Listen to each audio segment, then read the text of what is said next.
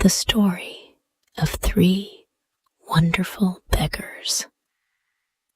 There once lived a merchant whose name was Mark, and whom people called Mark the Rich. He was a very hard-hearted man, for he could not bear poor people, and if he caught sight of a beggar anywhere near his house, he would order the servants to drive him away, or would set the dogs at him. One day, 3 very poor old men came begging to the door, and just as he was going to let the fierce dogs loose on them, his little daughter, Anastasia, crept close up to him and said, "Dear Daddy, let the poor old men sleep here tonight, to please me." Her father could not bear to refuse her, and the 3 beggars were allowed to sleep in a loft. And at night, when everyone in the house was fast asleep, little Anastasia got up, climbed up to the loft, and peeped in. The 3 old men stood in the middle of the loft, leaning on their sticks, with their long gray beards flowing down over their hands, and were talking together in low voices. "What news is there?" asked the eldest. "In the next village, the farmer Ivan has just had his 7th son. What shall we name him, and what fortune shall we give him?" said the second. The third whispered, "Call him Vasily, and give him all the property of the hard-hearted man in whose loft we stand, and who wanted to drive us from his door." After a little more talk, the 3 made themselves ready and crept softly away. Anastasia, who had heard every word, ran straight to her father and told him all. Mark was very much surprised. He thought and thought, and in the morning he drove to the next village to try and find out if such a child really had been born. He went first to the priest and asked him about the children in his parish. "Yesterday," said the priest, "a boy was born in the poorest house in the village. I named the unlucky little thing Vasily. He is the 7th son, and the eldest is only 7 years old, and they hardly have a mouthful amongst them all. Who can be got to stand godfather to such a little beggar boy?" The merchant's heart beat fast, and his mind was full of bad thoughts about that poor little baby.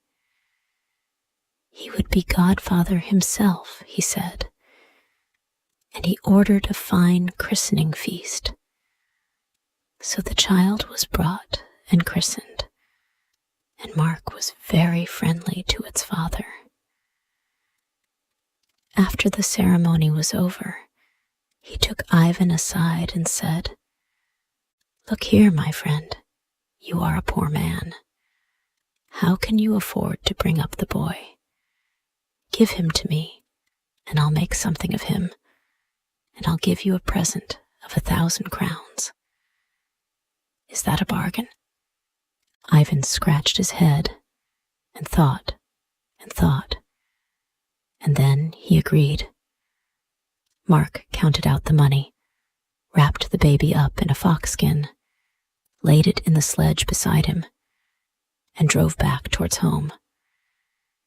When he had driven some miles, he drew up, carried the child to the edge of a steep precipice, and threw it over, muttering, "There, now try to take my property." Very soon after this, some foreign merchants traveled along that same road on the way to see Mark and to pay the 12,000 crowns which they owed him. As they were passing near the precipice, they heard a sound of crying, and on looking over, they saw a little green meadow wedged in between two great heaps of snow, and on the meadow lay a baby amongst the flowers. The merchants picked up the child, wrapped it up carefully, and drove on. When they saw Mark, they told him what a strange thing they had found. Mark guessed at once that the child must be his godson, asked to see him, and said, "That's a nice little fellow. I should like to keep him. If you will make him over to me, I will let you off your debt." The merchants were very pleased to make so good a bargain, left the child with Mark, and drove off. At night, Mark took the child, put it in a barrel, fastened the lid tight down, and threw it into the sea. The barrel floated away to a great distance, and at last it floated close up to a monastery. The monks were just spreading out their nets to dry on the shore when they heard the sound of crying. It seemed to come from the barrel, which was bobbing about near the water's edge. They drew it to land and opened it, and there was a little child. When the abbot heard the news, he decided to bring up the boy and named him Vasily. The boy lived on with the monks and grew up to be a clever, gentle, and handsome young man. No one could read, write, or sing better than he, and he did everything so well that the abbot made him wardrobe keeper. Now, it happened about this time that the merchant, Mark, came to the monastery in the course of a journey. The monks were very polite to him and showed him their house and church and all they had. When he went into the church, the choir was singing, and one voice was so clear and beautiful that he asked who it belonged to. Then the abbot told him of the wonderful way in which Vasily had come to them, and Mark saw clearly that this must be his godson, whom he had twice tried to kill. He said to the abbot, "I can't tell you how much I enjoy that young man's singing. If he could only come to me, I would make him overseer of all my business. As you say, he is so good and clever. Do spare him to me. I will make his fortune and will present your monastery with 20,000 crowns." The abbot hesitated a good deal, but he consulted all the other monks, and at last they decided that they ought not to stand in the way of Vasily's good fortune. Then Mark wrote a letter to his wife and gave it to Vasily to take to her, and this was what was in the letter. "When the bearer of this arrives, take him into the soap factory, and when you pass near the great boiler, push him in. If you don't obey my orders, I shall be very angry, For this young man is a bad fellow who is sure to ruin us all if he lives. Vasily had a good voyage, and on landing set off on foot for Mark's home. On the way, he met 3 beggars who asked him, "Where are you going, Vasily?" "I am going to the house of Mark the merchant and have a letter for his wife," replied Vasily. "Show us the letter." Vasily handed them the letter. They blew on it and gave it back to him, saying, "Now go and give the letter to Mark's wife. You will not be forsaken." Vasily reached the house and gave the letter. When the mistress read it, she could hardly believe her eyes and called for her daughter. In the letter was written quite plainly, "When you receive this letter, get ready for a wedding, and let the bearer be married next day to my daughter, Anastasia. If you don't obey my orders, I shall be very angry." Anastasia saw the bearer of the letter, and he pleased her very much. They dressed Vasily in fine clothes, and next day he was married to Anastasia. In due time, Mark returned from his travels. His wife, daughter, and son-in-law all went out to meet him. When Mark saw Vasily, he flew into a terrible rage with his wife. "How dared you marry my daughter without my consent?" he asked. "I only carried out your orders," said she. "Here is your letter." Mark read it. It certainly was his handwriting, but by no means his wishes. "Well," thought he, "you've escaped me 3 times, but I think I shall get the better of you now." And he waited a month, and was very kind and pleasant to his daughter and her husband. At the end of that time, he said to Vasily one day, "I want you to go for me to my friend, the Serpent King, in his beautiful country at the world's end. 12 years ago, he built a castle on some land of mine. I want you to ask for the rent for those 12 years, and also to find out from him what has become of my 12 ships, which sailed for his country 3 years ago."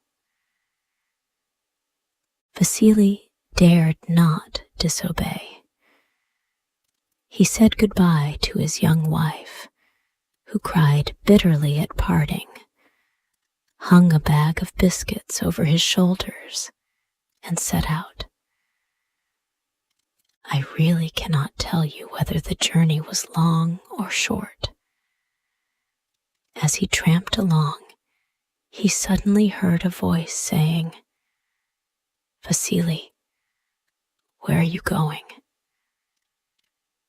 Vasily looked about him, and seeing no one, called out, "Who spoke to me?" "I did. This old, wide-spreading oak. Tell me where you are going." "I am going to the Serpent King to receive 12 years' rent from him. When the time comes, remember me and ask the king. Rotten to the roots, half dead, but still green, stands the old oak. Is it to stand much longer on the earth?" Vasily went on further. He came to a river and got into the ferry boat. The old ferryman asked, "Are you going far, my friend?" I am going to the Serpent King. Then think of me and say to the king, for 30 years the ferryman has rowed to and fro. Will the tired old man have to row much longer? Very well, said Vasily. I'll ask him. And he walked on. In time, he came to a narrow strait of the sea, and across it lay a great whale over whose back people walked and drove as if it had been a bridge or a road. As he stepped on it, the whale said, Do tell me where you are going. I am going to the Serpent King. And the whale begged, Think of me and say to the king, the poor whale has been lying 3 years across the strait, and men and horses have nearly trampled his back into his ribs. Is he to lie there much longer? I will remember, said Vasily, and he went on. He walked and walked and walked till he came to a great green meadow. In the meadow stood a large and splendid castle. Its white marble walls sparkled in the light. The roof was covered with mother-o'-pearl, which shone like a rainbow, and the sun glowed like fire on the crystal windows. Vasily walked in and went from one room to another, astonished at all the splendor he saw. When he reached the last room of all, he found a beautiful girl sitting on a bed. As soon as she saw him, she said, "Oh, Vasily, what brings you to this accursed place?" Vasily told her why he had come and all he had seen and heard on the way. The girl said, "You have not been sent here to collect rents, but for your own destruction, and that the serpent may devour you." She had not time to say more when the whole castle shook, and a rustling, hissing, groaning sound was heard. The girl quickly pushed Vasily into a chest under the bed, locked it, and whispered, "Listen to what the serpent and I talk about." Then she rose up to receive the Serpent King. The monster rushed into the room and threw itself panting on the bed, crying, "I've flown half over the world. I'm tired, very tired, and want to sleep. Scratch my head." The beautiful girl sat down near him, stroking his hideous head, and said in a sweet, coaxing voice, "You know everything in the world. After you left, I had such a wonderful dream. Will you tell me what it means?" "Out with it then, quick. What was it?" "I dreamt I was walking on a wide road, and an oak tree said to me, 'Ask the king this, rotten at the roots, half dead, and yet green stands the old oak. Is it to stand much longer on the earth? It must stand till someone comes and pushes it down with his foot. Then it will fall, and under its roots will be found more gold and silver than even Mark the Rich has got.' Then I dreamt I came to a river, and the old ferryman said to me, 'For 30 years the ferryman has rowed to and fro. Will the tired old man have to row much longer?' That depends on himself. If someone gets into the boat to be ferried across, the old man has only to push the boat off and go his way without looking back. The man in the boat will then have to take his place.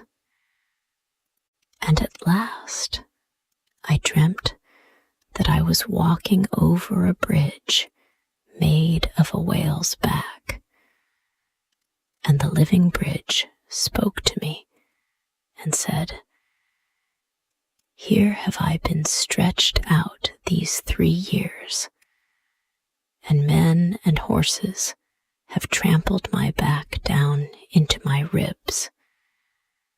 Must I lie here much longer?"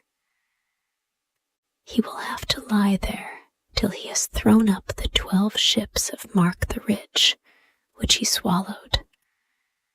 Then he may plunge back into the sea and heal his back. And the Serpent King closed his eyes, turned round on his other side, and began to snore so loud that the windows rattled. In all haste, the lovely girl helped Vasily out of the chest and showed him part of his way back. He thanked her very politely and hurried off. When he reached the strait, the whale asked, "Have you thought of me?" "Yes.